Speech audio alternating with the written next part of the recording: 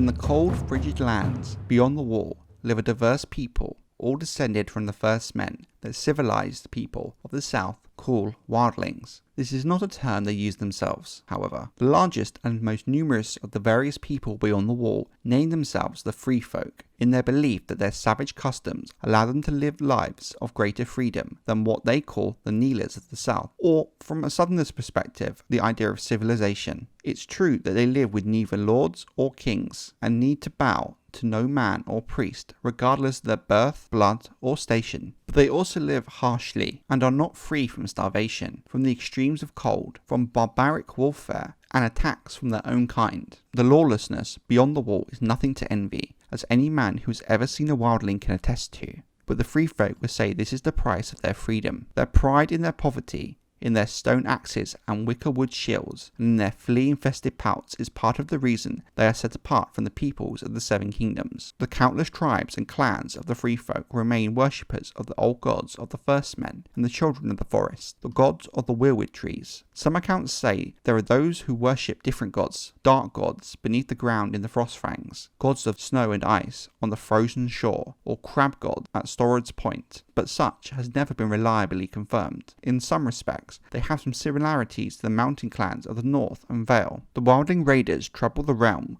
largely for iron and steel weapons, and equipment they lack the skill to make themselves. Many raiders are armed with weapons of wood and stone, even horn in some cases. Some carry bronze axes and knives, but even these are considered valuable. Some rare accounts have spoken of the rare use of dragonglass weapons. Famous war leaders among them often sport stolen steel, sometimes taken from rangers of the Night's Watch, whom they have killed. Those who possess steel hold power north of the wall. Rangers of the Night's Watch still speak of stranger peoples who dwell in more distant corners of the lands beyond the wall, of bronze-clad warriors from the hidden vale far to the north, and the Hornfoots who go barefoot even over ice and snow. We know of the wild people of the frozen shore who live in huts of ice and ride sleds pulled by hounds. There are half a dozen tribes who make their homes in caravans, and rumours tell of cannibals in the upper reaches of the icy rivers beyond the wall. But few rangers have penetrated more than 100 leagues into the haunted forest, and doubtless there are more kinds of wildlings that even they can imagine. The threat posed to these savage peoples can safely be discounted, however, save for the times once in a great while when they unite beneath the leadership of a king beyond the wall. These kings are hardly kings in a traditional sense used in the kingdoms to the south, though many wildling raiders and war chiefs have aspired to this title, but few have ever achieved it. None of the wildlings who have ever risen up to become king beyond the wall have done much to build a true kingdom or care for their people. In truth, such men are warlords, not monarchs, and though elsewise much different, each has led his people against the wall, in hopes of breaching it and conquering the Seven Kingdoms to the south. The brothers Gendel and Gorn were joint kings 300 years ago, leading their host beneath the earth into a labyrinth of twisting subterranean caverns. They passed beneath the wall unseen and attacked the north. Gorn slew the Stark king in battle, then was killed in turn by the king's heir, and Grendel and his remaining wildlings fled back into their caverns, never to be seen again. Wildling legends state they got lost in the dark tunnels and starved to death, but some say they survived, and their hideous descendants stalked the caves and tunnels beyond the wall. The Horn Lord followed them 1,000 years after. His name is too lost to history, but he was said to have had used sorcery to pass the wall. After him, centuries later, came Bel the Bard, whose songs are still sung beyond the wall, but there are questions as to whether he truly existed or not. The wildlings say he did, and credit many songs to his name, but the old chronicles of Winterfell say nothing of him. Whether this was due to the defeats and humiliations he was said to have vested upon them, including, according to one story, deflowering a Stark maid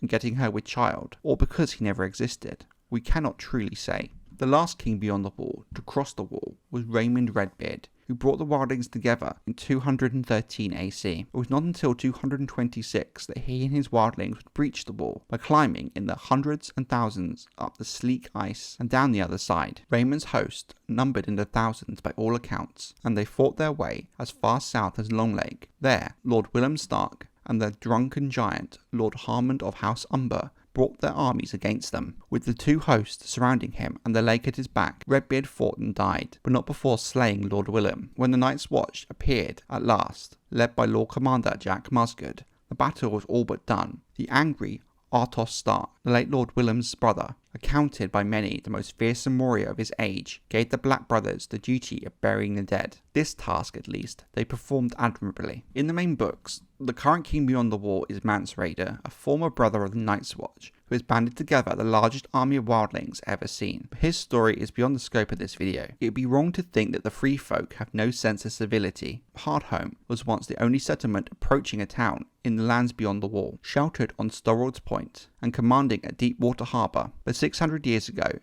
was burned and its people destroyed, though the Night's Watch cannot say for certainty what happened there. Some say that cannibals from Skagos fell on them, others that slavers from across the narrow sea were at fault. The strangest stories from a ship of the Watch sent to investigate tell of hideous screams echoing down from the cliffs above Hardhome, where no living man or woman could be found. A most fascinating account of Hardhome can be found in Maester Willis's Hardhome, an account of 3 years spent beyond the wall among savage raiders and wood witches. Willis journeyed to Hardhome on a Pentoshi trader and established himself there as a healer and a counsellor, so he might write of their customs. He was given the protection of Gorm, the Wolf, a chieftain who shared control of Hardhome with 3 other chiefs. When Gorm was murdered in a drunken brawl, however, Willis found himself in mortal danger and made his way back to Oldtown. There he set down his account, only to vanish the year after the writings were done. It is said in the Citadel that he was last seen at the dock, looking for a ship that would take him to Eastwatch by the Sea.